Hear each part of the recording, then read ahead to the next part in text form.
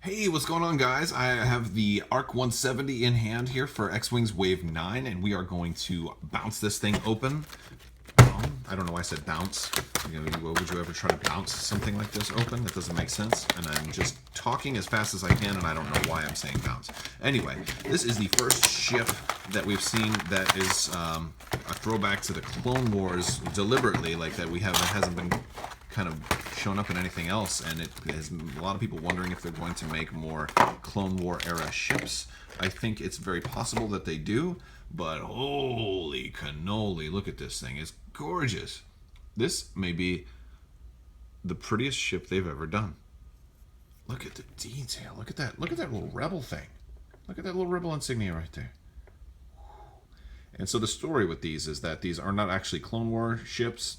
They're leftovers from the Clone Wars that the Rebels have found a few and repurposed them. So that's kind of where this comes in. And so using that mentality, they could probably do anything. I don't think they would want to just add all the Clone War stuff and then they'd have to add new factions or whatever. If they add any, if they add some for Scum or from the Empire, they're going to have to say, oh, okay, well, these Jedi Starfighters, the Rebels found them. That's why they're Rebel. And these, Vulture droids, the Empire found them, and that's why they're Imperial, or something like that. But I don't know if they'll go that far. But this is a great looking ship. Wow, I love it. I think it's the best looking. And just for size, it's really big. It's about as big as a K-wing. I'm gonna put the TIE SF right next to it, and so you know how. And the TIE SF is the exact same size as a normal TIE fighter. Look how big it is compared to a TIE fighter. Like, holy cannoli, it looks like a dragonfly. I love it. I love it. I wasn't expecting to like it this much. I really was. I was kind of like bummed out when I saw they were making it, but I am in love. They've done a really good job with that thing. I want like 7 of them. I just, they're, holy crap, it's beautiful. Okay. For our cardboard, we have one sheet that's just, I've never seen a sheet done up like this. It's just all the numbers and stuff. And over here we have our dial and our stuff. Now, the ARC 170 and the TIE SF both are the first ships X-Wing has seen that are small ships with a rear firing arc, a rear AUG's firing arc. So they have shrunk down the print on there to make everything fit with like the new design for a rear firing arc small ship, and it works. I didn't think they were going to be able to do this, but it looks great. It looks very good. And if you also notice, Nora Wexley and Shara Bay, they're basically taking some of the new Thane Kyrell and Braylon Strom. So these are characters from like books and comics and some of the new stories that have come out lately that we haven't seen on screen. All right, so look at our dial here. We do have our ones. Our ones are green. We don't have the hard ones, but we do have all our hard twos and a lot of green twos. As a matter of fact, actually, there's a pretty good amount of green on his dial. He's got all his threes, but his threes are not easy to do, and he's got a 4. So it's a pretty standard dial. It's really not that bad. Nothing fancy though, and he's a slower ship.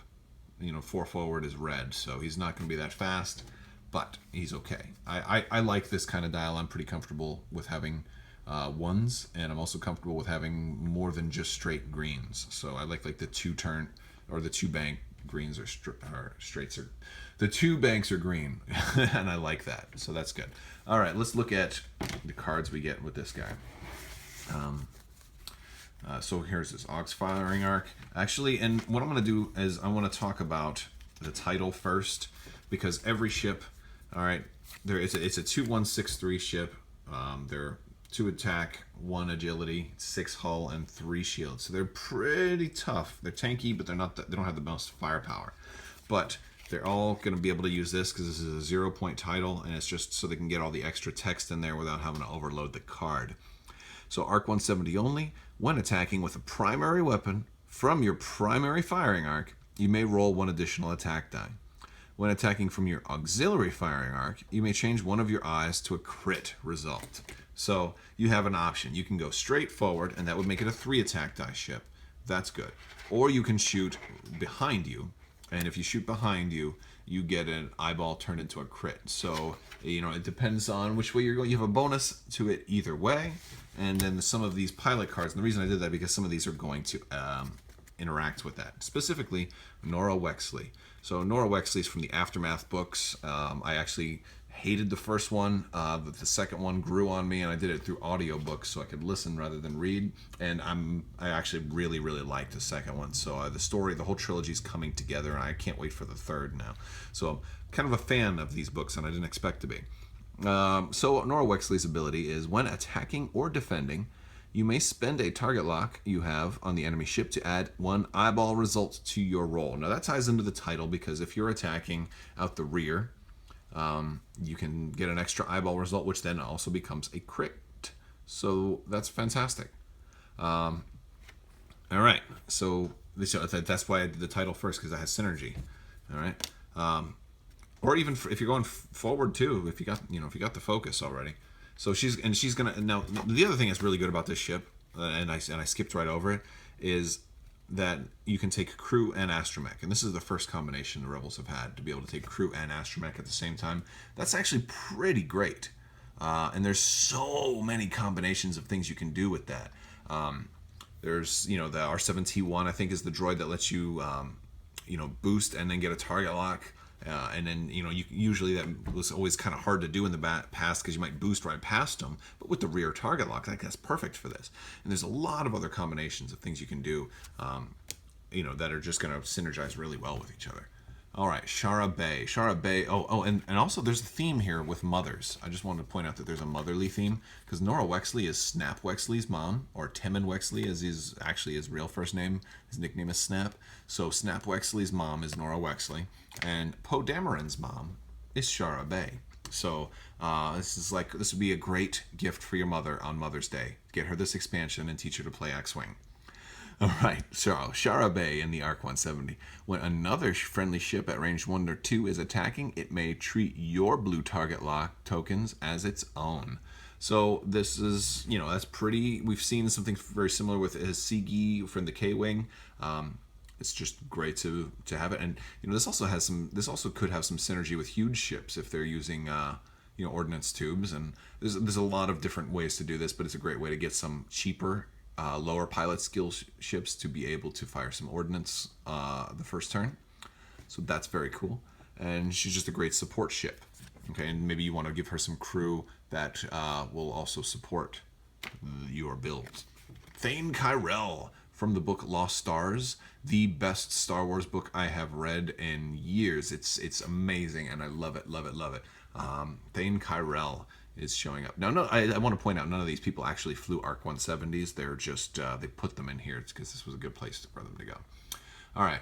After an enemy ship inside your firing arc at range 1 through 3 attacks another friendly ship, you may perform a free action. Free actions are always good, but considering he only has focus and target lock, here's a guy you're probably going to want to give a droid or crew to that have an action header. So maybe like Lando as a crew, or a droid to increase your agility. Or actually, those are probably poor examples, but leave in the comments what your best combo for Thane would be. And now we have Braylon Strom. Braylon was, I believe, from a comic. I forget. They in the spoiler article they said whatever he's from, I haven't read it yet, so I'm not familiar with this particular guy. But after you execute a maneuver, you may roll an attack die. On a hit or crit, remove 1 stress token from your ship. So that's pretty cool. It's not super great, and he doesn't have the EPT, but he's only 25 points. So it's not a bad. It's harder to put, you can't push the limit on him, so he's less likely to just get that stress and work it off. But there's crew and there's options there. Plus, you could put the modification experimental interface on him if you still wanted him to kind of be able to push the limit. So there is that as well. And there's no generic here, so you can only don't ever buy more than 4 of these guys, because you'll never be able to fly them all together. Unless, of course, they eventually come out with some more Arc 170s, which I don't see them doing in the near future. So, all right. So we talked about the title already. All right. We talked about this title. I'm going to look at the rest of the upgrades that come with this really, really beautiful, gorgeous ship. So we have vectored thrusters, and we have 2 of these. I love when a new card comes out and they give you 2, so you don't have to buy 1,000 of them. All right, 2 points. Modification, small ship only. Your action bar gains the barrel roll action icon. So that's something you can put on here, especially if we're talking about free free actions on some of these guys. Well, there you go. Barrel roll, reposition, and that's great for a ship with 2 firing arcs, right? Yes, and of course it can go on just about anything else, which is amazing. That's why they give you 2. We've got a new torpedo, great for a ship that can take torpedoes, right? The seismic torpedo, and this one, see, it says action, not attack. That's important. As an action, discard this card to choose an obstacle at range 1 or 2 and inside your primary firing arc. Each ship at range 1 of the obstacle rolls an attack die and suffers any damage, hit, or critical damage crit rolled. Then remove the obstacle. So basically what this is doing is you're blowing up an asteroid and it has the chance to damage everybody that's near it. And so this is effectively, and it's not an attack. And then, so it's not, so this can happen during the activation phase. You could potentially kill somebody during the activation phase. It's like an attack, but it's not an attack. This is amazing. I love this thing. I can't wait to play with it. Can't wait to play it. Now, and this is also an incentive for you to potentially bring the biggest obstacles you can find, so people are more likely to be near them. We got 2 of these guys, 2 R3 astromechs. So the R3 astromech here has, once per round, when attacking with a primary weapon, you may cancel one of your eyeball results during the modify attack dice step to assign an evade token to your ship. Now this is something else that ties in with the tail gunner ability. If you're shooting out behind you, you're guaranteed to get one of those eyeball results, so you can always cancel that just to get the evade token. Give you, for a 1 agility ship, an evade token is fantastic. So and you get 2 of those, and of course this can be used anywhere. Anytime there's a new astromech, it's also potentially a T65, T70, Y-wing upgrade as well. So there's a lot of combinations there. We have Recon Specialist and Adrenaline Rush. Those we've already seen before, but it's another place that you can get them now in this expansion.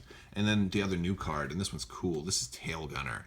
Now, Tail Gunner I like. It's 2 points when attacking from your rear-facing auxiliary firing arc. Reduce the defender's agility by 1 to a minimum of 0. Now, this is fantastic. Now, that makes... And it's 2 points, but it makes the entire title, it works really, really well with this ship. It works with the title because you're only rolling 2 dice. You'll be able to change,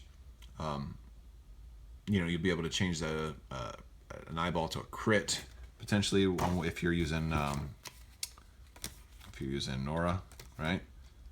Oh, she can add the eyeball to it. She can add an eyeball, so you can get all, basically. But if you're, for what starts out as only a 2 die attack, reducing their agility gives you a much better chance of actually hitting. The other thing that's really cool about this is not the only ship that has a rear-facing auxiliary arc. You cannot put this on that Special Forces tie, which also has it, but you can put this on a fire spray, right? It doesn't say Rebel only, even though it's got a Rebel pilot there. It doesn't say Rebel only. You can put this on a fire spray. And imagine Scum Cath with Tail Gunner. Oh, forget about it. That's insane. Insane. So, very cool. There's a lot of options. Have there any broken combos I missed? Let me know about them. I haven't got to fiddle with this yet. I don't play on Vassal, so I haven't tested it out yet. And I plan on testing it out very, very soon because look at this thing. All right, guys, this has been the ARC 170 review unboxing, and thank you so much for watching. Go ahead and give me a like, and please subscribe and give a thumbs up and leave comments and all of that stuff. I'm rambling now, but so thank you so much for watching. Have a wonderful day.